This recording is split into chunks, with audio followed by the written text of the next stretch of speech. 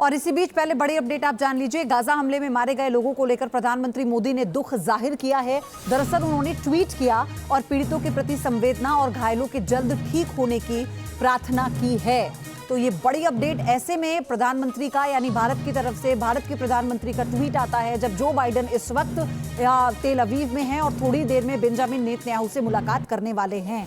अब ऐसे में कल जो गाजा में हमला हुआ अस्पताल पर, उसी पर ये पीएम का ट्वीट है जिस पर अपनी संवेदना व्यक्त करते हुए उन्होंने कहा है कि घायल जो हैं, मैं प्रार्थना करता हूं कि जल्द से जल्द वो ठीक हो जाएं।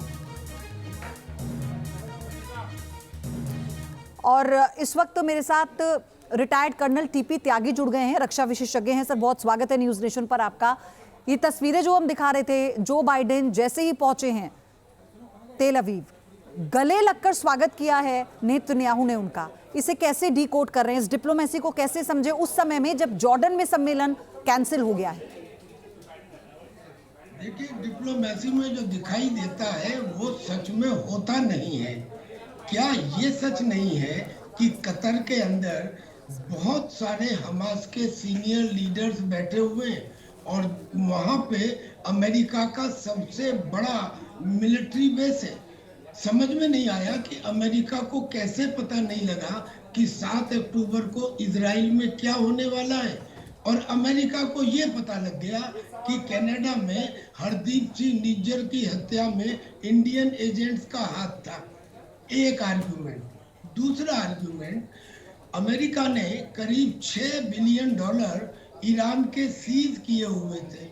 ईरान इजराइल और हमास के युद्ध से कुछ ही दिन पहले वो पैसा रिलीज कर दिया गया। क्यों? क्या इसलिए ताकि हमास की तैयारियां और हमास को ये पैसा दिया जा सके अपने लिए।